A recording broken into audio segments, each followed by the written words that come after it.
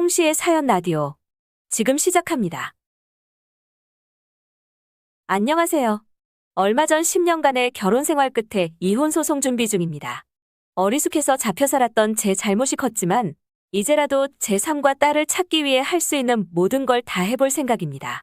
20대 중반 고등학교 졸업을 마치고 작은 중소기업에서 격리로 일하다가 같이 일하던 남편과 만나게 되었어요. 둘 다 어렵고 철도 없었기에 결혼이 현실이라는 걸 인지하지 못했었죠. 그렇게 저희는 막무가내로 결혼하겠다고 억지를 부렸고 결국 제가 임신을 하면서 하는 수 없이 결혼을 하게 되었습니다. 하지만 저도 남편도 경제적으로 독립할 준비가 안 되어 있던 터라 어쩔 수 없이 시댁에 들어갈 수밖에 없었습니다. 그렇다고 시부모님이 저에게 무리한 시집살이를 시키거나 하지는 않았습니다.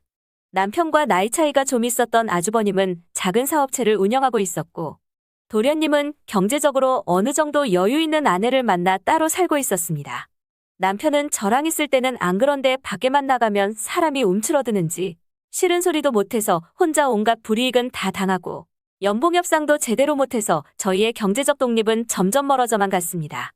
하지만 그래도 버틸 수 있었던 건 시어머니가 항상 저에게 희망을 심어주셨거든요. 시아버지도 은퇴한 마당에 시부모님께서 생활이 가능했던 건 상가가 2개 있었기 때문이에요.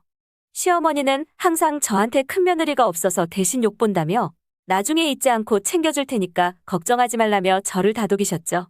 큰며느리만 보면 저에게 하나 넘겨주신다며 저보고 반찬 가게든 떡집이든 하고 싶은 거 하게 해준다고 하시면서요.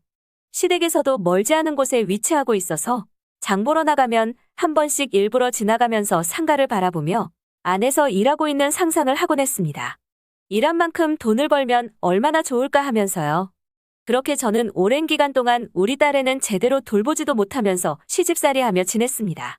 명절이고 각종 경조사 모든 살림이 제 담당이었고 직장 생활을 하던 도련님과 동서는 모든 걸 돈으로 해결했습니다.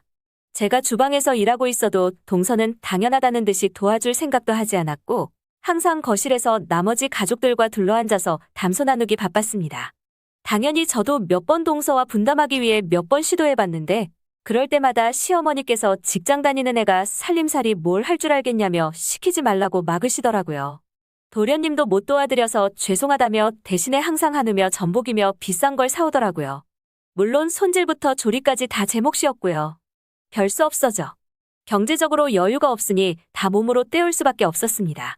시댁 내에서 제 포지션은 그냥 샌드백이나 다름없었죠. 그럴 때마다 열받지만 제가 특별히 할 수 있는 게 없었기에 그저 시어머니가 주신다는 그 상가만 떠올리면서 버틸 수밖에 없었습니다. 그러던 어느 날 큰아주버님께서 결혼할 사람이라고 데리고 왔는데 띠동갑인 20대 후반의 아가씨를 데려오셨더라고요. 나이가 있긴 해도 사업하면서 돈도 좀 만지다 보니 어린 여자들이 따르는 게 놀랍지도 않았습니다. 누구처럼 소박하게 월급에 만족하며 사는 사람하고는 달랐죠. 그렇게 형님을 처음 만난 자리에서 시어머니가 저를 소개해 주는데 저보다 나이도 한참 어리면서 자연스럽게 반갑다며 반말을 하더라고요. 보통 이런 건 중간에서 시어머니자 맞존대하라고 중재해줘야 하는 거 아닌가요? 억울하긴 해도 제가 손 아래 사람이니까 그냥 듣고 있을 수밖에 없었습니다. 형님은 치대를 졸업하고 이제 개원을 앞두고 있었다고 하더라고요. 딸 의대 보내서 뒷바라지 다 해주고 시집까지 보낼 정도면 형님네 친정도 어지간히 돈이 많은가 보다 생각은 했는데 시어머니가 결혼 전부터 저렇게 끼고 도는 이유를 알았습니다. 형님이 시부모님 쓰는 안방 침대부터 해서 가전을 전부 바꿔드렸더라고요. 거실에 안마의자도 하나 생기고요. 그 와중에 제가 거기다가 저희 방 침대는 안 바꿔주냐고 물어볼 수도 없고 기분 참 묘하더라고요. 보통 병원 개원 앞두고 있으면 알아볼 것도 많고 바쁠 텐데 형님은 허구한 날 시댁에 오더라고요. 물론 올 때마다 고기 반찬해서 밥해 먹이는 것도 다 제 몫이었고요. 한 번은 형님 온다고 시어머니께서 저보고 고기 반찬 좀 해놓으라고 해서 불고기랑 떡갈비랑 해놨는데 형님이 한마디 하더라고요.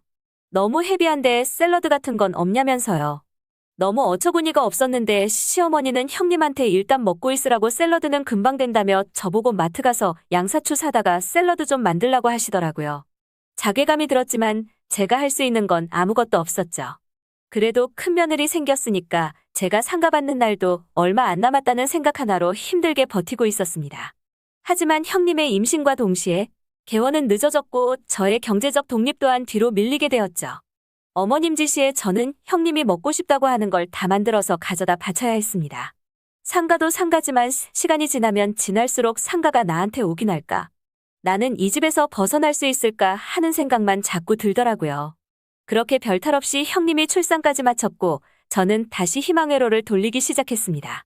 이제 더 이상 발목 잡을 일도 없어 보였고요. 하지만 형님은 몸을 추스르자마자 개원 준비를 다시 하셨고 저에게 아이를 봐달라고 하시더라고요. 저도 이제 나가서 뭐가 됐든 내 장사해야 했기에 누구 애 봐줄 틈이 없었습니다. 근데 그때 시어머니께서 말씀하시더라고요. 아침부터 저녁까지만 보면 되는데 200만 원 주신다면서요. 장사도 장사인데 앉은 자리에서 200이라니. 10년을 주부 생활만 해온 저에게는 너무나도 달콤한 유혹이었죠. 장사한다고 무조건 잘 되는 것도 아니고 망할 수도 있는 건데 집에서 아이만 보면 200만 원이라니? 그 돈이면 당장 우리 딸 학원도 보낼 수 있고 해줄 수 있는 수많은 것들이 생각나더라고요. 그래서 알았다고 했습니다. 어차피 그 상가가 썩는 것도 아니고 그냥 조금 더 지연됐다고 생각하고 있었죠. 그렇게 3개월쯤 후였습니다. 시아버지 생신으로 다 같이 시댁에서 저녁 약속이 있었습니다. 형님네 아이 재워두고 잽싸게 저녁거리 장 보러 갔다 오는 길에 오랜만에 상가나 한번 보고 오려고 가봤습니다. 다른 세입자가 들어온 건지 외관이 좀 바뀌어 있었는데 안을 들여다보니 치과더라고요. 그래서 느낌의 쎄에서 들어가서 원장 이름을 보는 순간 정말이지 피가 거꾸로 솟았습니다. 형님은 저를 보고 여긴 어쩐 일이냐며 저녁집에 가서 먹을 건데 뭐 가져온 거냐고 물으시더라고요. 아무 대답도 안 하고 문을 부술듯이 열고 나와서 집으로 향했습니다. 저렇게까지 진행되는 동안 나만 몰랐던 걸까? 남편도 몰랐을까? 어디까지가 내 편인가 궁금하더라고요. 그래서 남편에게 전화해서 형님네 치과 갔다 왔다고 얘기했습니다. 남편은 저에게 왜 갔냐며 이빨 아프냐고 묻더라고요. 늦게 가면 돈 많이 깨진다고 빨리빨리 진료받으라고 하는데 말 끊고 물었습니다. 저 상가 시어머니가 나한테 주기로 한 거였지 않냐고. 근데 왜 형님이 치과하냐고요. 그러자 남편은 엄마가 본인 거 본인 맘대로 하는데 자기가 뭘 어쩌냐고 무기력한 답변을 하더라고요. 집에 와서 저녁 준비를 하는 동안에도 상가 생각밖에 안 들더라고요. 상가 하나만 보고 10년을 버텼으니까요. 그렇게 다 같이 식탁에 둘러앉아서 밥을 먹는데 저도 모르게 입 밖으로 나와버렸습니다. 형님이 치과 운영하는 그 상가 저 주시기로 한 거 아니냐고요. 그랬더니 시어머니가 서로서로 상황 봐가면서 돕는 게 가족이라며 그래서 저한테 200씩이나 주지 않냐고 하시더라고요. 200은 제가 하루 종일 아이 보니까 받는 거 아니냐니까 시어머니가 급발진 하시더라고요. 막말로 내 상가 내가 알아서 하는 거지 네가 왜 신경 쓰냐는 식으로 말씀하시는데 거기서 이성을 잃고 말았습니다. 식탁에 올라와 있는 모든 걸 바닥으로 쓸어내려 버렸어요. 미친 사람처럼 손에 잡히는 대로 반찬이고 밥이고 집어서 시어머니에게 집어던지는 저를 남편이 끌어냈죠.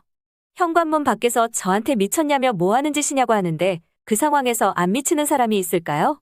남편에게 넌 누구 편이냐고 내가 너한테 장가왔지 여기 식모살이 하러 왔냐는 말에 남편은 아무 대꾸도 없었습니다. 지금은 당연히 소송 준비 중이고요. 딸아이는 데리고 나오려고 했는데 시댁 가족들이 막아서서 못 데리고 나왔습니다. 돈이 얼마가 들던 승소해서 양육권 가져올 겁니다. 우리 딸 저 집에 저렇게 뒀다간 저처럼 될까 무섭네요. 제 지나간 10년은 어쩔 수 없지만 저희 딸까지 저런 집구석에 살게 할 수는 없으니까요. 정말 세상살이 서럽고 힘드네요. 소송 끝나는 대로 다시 후기 올리겠습니다. 홍시의 사연 라디오. 오늘 이야기 여기까지입니다. 구독과 좋아요 눌러주시면 재밌는 이야기 준비하겠습니다.